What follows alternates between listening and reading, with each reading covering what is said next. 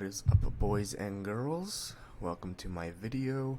I hope you're all having a fantastic day, and I hope that this video doesn't put a downer on it. I guess make it bad, because I am going to be talking about quite a serious topic: gun control and mass shootings. This, of course, is because of the recent mass shootings. Must have happened maybe 2 weeks ago, 3 weeks ago. The El Paso, the Dayton, and the, I think, California shootings. So we're gonna all talk about that, and I'm gonna try to accompany it with some terrible gameplay at Hearthstone.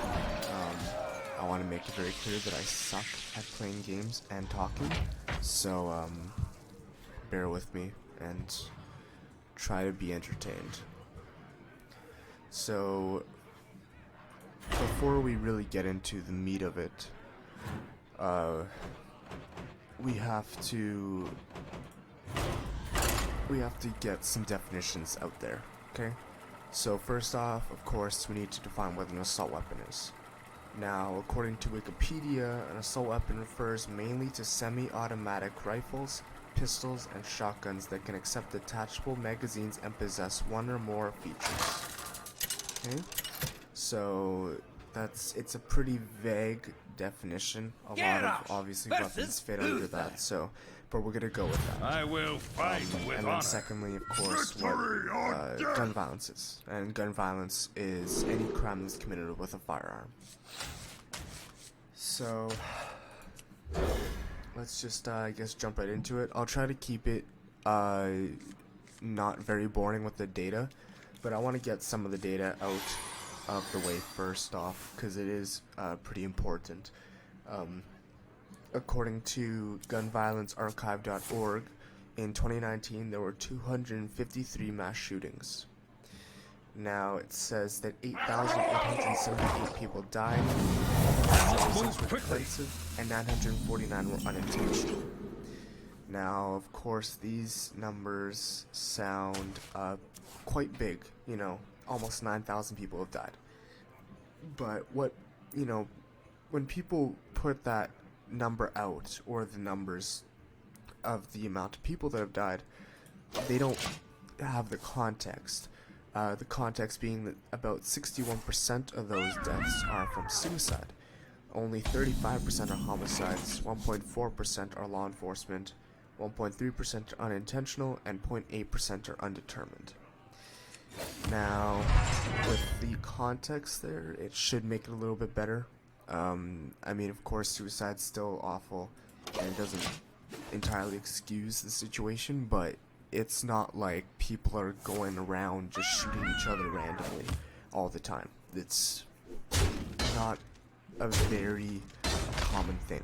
It's just seen as common by the media because they like to inflate it, and they kind of, all the shootings are kind of bunched up, so it makes it look worse than it is. And then speaking of gun violence, I'm sure we all heard about Trump and what he said about it. How he thinks that violent video games are the way. Now, this is a decades-old argument. There's very little to no evidence that this is true. I strike. So, I've been playing video games since I was 10 or 11, like violent video games.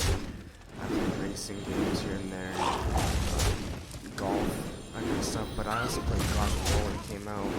I played Call of Duties, Mortal Kombat, all that kind of stuff. And I've never felt like it made me more aggressive. These people that are committing the mass shootings are already mentally unstable as it is. I think that the violent video games may kind of create an environment that's suited for the unstable mindset, so it might bring about more aggression. But that's with already aggressive people, already Do you know the secret handshake? unstable people, basically. Listen here. So, yeah.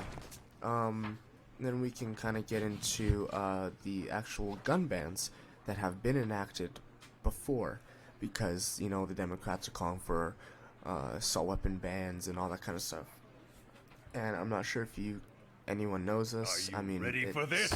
Not really talked about a lot, especially right now. But in 1994, there was an assault weapons ban signed by Bill Clinton. It was banning the use of a lot of assault weapons, and then George W. Bush also banned the import of assault weapons. So they were kind of two coinciding bans. But there have been studies, or there has been research that basically says that there's no way to really link the decrease in gun crime with the bans. Because gun crime and gun violence did decrease, but it was on a steady decrease to begin with since 1993, actually.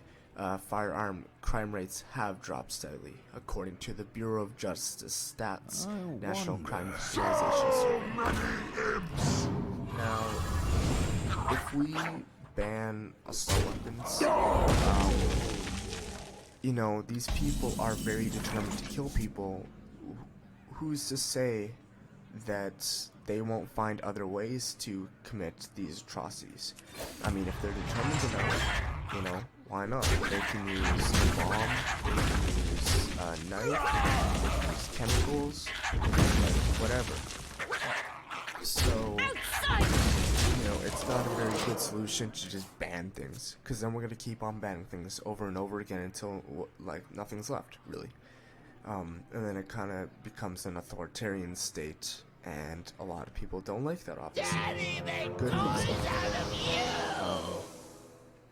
But, you know, kind of my argument, I guess, would be in Russia, there are very strict marijuana laws. If you're caught with the smallest amount, you can end up with up to 10 years in jail. So it's, you know, despite banning marijuana, there's still a market for drugs. People still want something, so they created something called spice, which is a mix of a bunch of different lethal or near lethal chemicals that kind of gets you high. It's like carfentanil, kind of, you know, you get high of it and then you have a really good risk of dying. So, yeah, and I mean the spice is sold in street vendors in Russia, and you know, it's sold to kids and stuff like that. It's insane. But it kind of goes to show that just because you ban it doesn't mean people aren't going to find ways around it. If they're determined enough, they'll work around the ban. And as I said, we're going to keep on banning things over and over again until nothing's left. As well, people like to say how, oh, AR-15s are so dangerous, and, you know, who needs an assault rifle, because it's only a killing machine, whatever. What they don't realize is that there are plenty of guns that can do just as much, if not more, damage. You know, a lever action rifle. That thing shoots as fast as you can pull the levers, you know, as far as I know. Feel free to correct me. The light's justice has failed. You know, as fast as you can pull that lever, it shoots. So that could obviously do much. And then also shotguns. That can kill or injure, like I don't know, 5 people with one shot. If you're in a crowded area, you can injure a lot of people with a single shot. But you can also make them automatic, or you can have a semi-automatic which fires, you know, with each trigger pull, and that can do a lot more than AR-15 could ever do, especially if you're in a crowded area like a bar or an event. You know, it's insane. So let me just So yeah, so saying that rifles, AR-15s are lethal or dangerous isn't a very good argument. On top of that, I think that America kind of has an inherent gun problem, just because of the Second Amendment, you know, the right to bear arms with a, you know, well-regulated militia and whatnot. With the Constitution, it kind of comes with its own flaws, and Americans aren't willing to give it up yet. They're not going to give up the Second Amendment, or the First Amendment, or any amendment, because it's very important to them, obviously. So I think that really, as long as the Constitution is there, there's going to be some sort of issue. My sort of temporary solution right now would have to be armed guards or police presence at large events, at bars, at schools, what have you. And I know that some people aren't very comfortable with that. They might have bad experiences with police, but I mean, a mass shooter's main goal is to create as much chaos and as much damage as possible. They can't do that if there's an imminent threat of death. So if a shooter sees that there's, you know, 2 armed guards in front of a bar, it doesn't seem very logical to enter it and try to shoot people, because you're not going to get very far. They're going to see your gun, and they're going to try to stop you. If you continue, they'll shoot you, and then you don't have to take them. That will just be a waste. So I think that might steer away mass shooters. I'm not saying for certain it will, and I'm not saying it's a permanent solution, but it's definitely a temporary one until we can figure out something better. So, I mean, yeah, I don't see a solution really coming about anytime soon, especially with the American society and culture. It's very tense right now, and Republicans and Democrats aren't very willing to budge. They both want to blame each other. They both want one thing or another. So I don't think that the solution's going to come out anytime soon, and that's unfortunate because, you know, the American people want something. They want something soon. They don't want their children to have to worry about going to school now, or going to Walmart, so, or even Walmart. So, yeah, it's quite sad, but, you know, there's not much we can really do from the sidelines. We just kind of have to put faith into in the lawmakers and politicians. I know that's pretty hard, but you know, they're the ones with basically the real power. They're the ones that can actually control things. So if we just, you know, you can write to your local politician, whatever. You can set up a campaign or whatever. I'm not saying that will work, but you know, we need to definitely put our voice out there about what we want and what we think is right. And I know that, you know, both sides have their opinions of what to do, so I just say, try it out. Try out both of them. Try out the Democrats first, you know, ban a bunch of guns, The end draws near. quote-unquote common sense gun laws, and see what happens there. If it works, that's a win for everybody, you know? Nobody gets hurt, and Republicans shouldn't have much to complain about because people aren't dying.